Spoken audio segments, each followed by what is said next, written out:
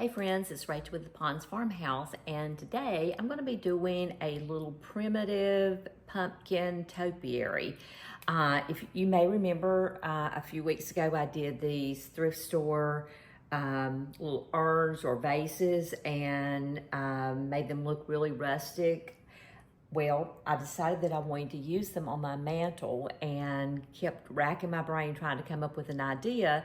And finally, I decided something really fun would be a little stack of primitive looking pumpkins. And so what I did was I went to the Dollar Tree and I found this larger pumpkin for $3. And then I found one of these little styrofoam carving pumpkins for $1.25.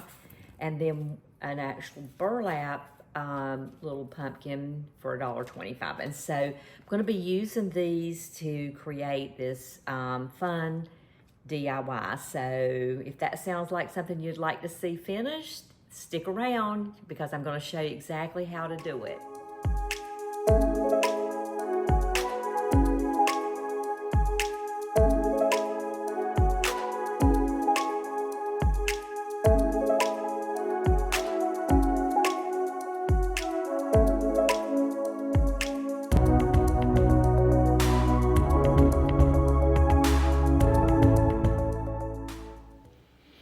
Okay, the first thing I'm doing, which may be an optional step for you, but I'm wanting to cover up this bright orange on this pumpkin because I'm going to be using some burlap over it. And as you know, burlap has kind of see-through, so you don't really want to see that bright orange shining through. So I'm just painting this kind of a burlap color just so that I can get rid of that shiny look. It doesn't have to be a perfect coverage, but just enough so that that bright orange is not going to show through. Now this is the medium-sized pumpkin, and it's the white styrofoam. And you just want to make sure that these two bottom ones, well, actually I removed the stem from all of them. So I just cut this stem out, and then again, I'm painting it. Part of my inspiration was this small pumpkin that was already covered with burlap, because what I'm going to be doing is adding burlap to the two larger pumpkins. So this one's already got it on here, so that makes it a lot easier. And then I've just cut out little strips of the old book pages, and what I'm doing here is I'm just going ahead and putting some Mod Podge on it, and then we're just going to apply it in strips, kind of like every other joint, if that makes sense. And I'm trimming these little edges so that this will fold down around the pumpkin a little bit easier. Then I'm putting another coat of Mod Podge over the top just so that it gets really good and soft, and it'll adhere to the burlap that we have here on this pumpkin already. So what I'm doing is, as you can see, just kind of going around on every other little section of the pumpkin with the burlap, and a heavy coat of Mod Podge on it originally, and then a lighter coat kind of over the top, just to make sure that it seals onto it really nicely. Now, once I have all of these pieces on, then we're going to actually go back in and use the jute twine to hold these in place and give it a more distinctive kind of rustic, primitive look. I'm using kind of a heavyweight jute twine here, using a little bit of hot glue to help secure things. As you can see here, some of the Mod Podge doesn't want to hold, so you can actually use a little bit of hot glue anywhere that you need to kind of hold this. And I'm actually tying these jute pieces on. You could actually use your hot glue to kind of hold them. See what I'm talking about? That one keeps wanting to fall down, but it's okay. We're going to get it back up there. But what I found after some trial and errors, it's probably best just to go ahead and put a little hot glue there, and then you've got it covered, and it's not going to fall off as easily.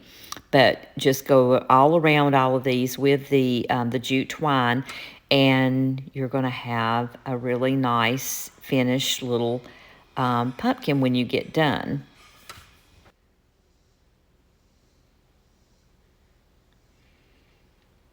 You also want to pull this jute twine just as tight as you can, because you want it to kind of have an indentation around each of the little areas there. And you can see how cute it is. Now for this larger pumpkins, I'm using some jute ribbon actually. And what I'm going to do is cut it in two, because we want some strips here to go around it that are a little bit larger. So as you can tell, I kind of learned from my mistakes with the first one. We're going to go ahead and put some hot glue down to hold these in place. As you're pulling the ribbon around, you want to be sure and pull it really, really taut so that this will tighten down on all the sides, because what you're going to be doing next is adding the actual old book pages over this. So you want those corners as tight as possible. And what I did was I just cut several pieces at one time in an oval shape. Just make sure that it's long enough to reach from and cover all the area that you're wanting to cover here. You want to be sure it overlaps the burlap. And what I do is I just kind of put it on there first and then press it with my hands, because that kind of helps to crinkle it. And then once you have it pressed really good, then as you can see, then you'll be able to just come back in with your jute twine and wrap it around it. So let's go ahead and finish out the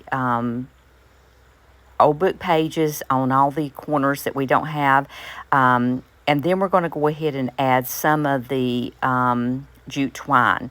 What I found is by going ahead and adding that in, it just helps to secure everything a little bit easier, instead of waiting until you've got the full project covered.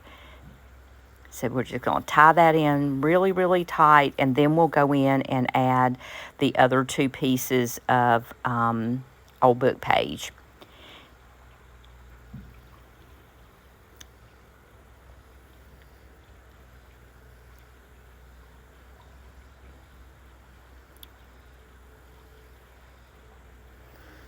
And then I'll go ahead and mention this. I'm just showing you how to do the second largest pumpkin, but you're going to do the exact same thing for the larger pumpkin.